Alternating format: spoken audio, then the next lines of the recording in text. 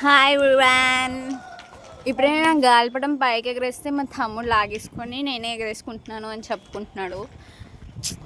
గాలిపటం ఎగరేసి స్కిల్ నాలో ఉందని నాకు ఇప్పటి వరకు తెలీదు. చూడండి ఎంత బాగా వెళ్తుందో పైకి. నేను ఎగరేసిందని మా తమ్ముడు లాగేసుకోవడం చాలా బాధాకరంగా ఉంది. నా దారం చూపించాలా? చూపిస్తున్నాండి.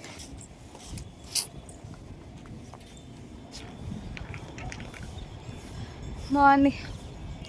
ఇలా మేడ మీద రాగానే గాలికి ఎగిరిపోద్దని నాకు తెలీదు.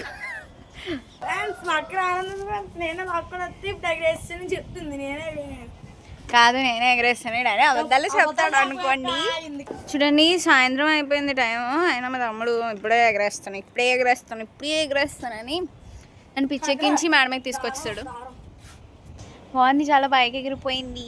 ఏ నా చిన్నప్పుడు కైట్ ఎగరేయాలంటే అదొక పెద్ద కష్టం మాకు.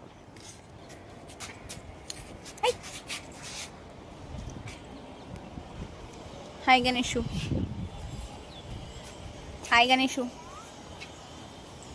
He's very busy.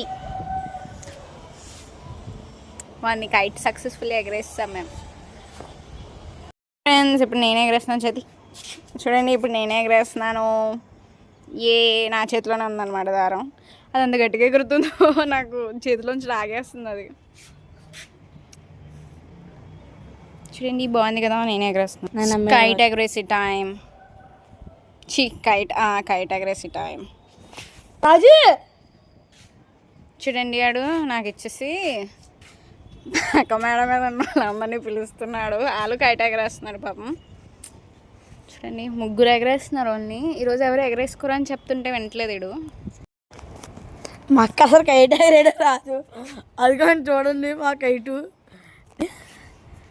ఇదిగోండి ఈ అక్క పేరు మిహిరా అంటే మియం పిల్లి.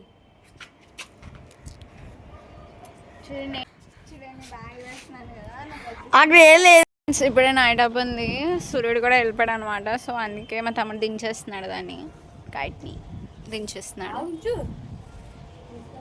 తీసిందాక దారం ఏమంటారా చుడతాడు. మూతి పిల్ల అలిగిపోయి ఉంటాయి, దానికి కింద ఎక్కడ పడింది? ఇక్కడే ఉందా?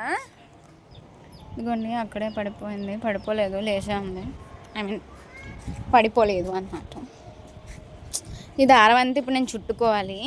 చూడండి మా తమ్ముడు నేను ఎగరేస్తాను అంటే దారం చుట్టూ నేను ఎగరేస్తాను అని తీసుకొని వెళ్ళిపోయాడు.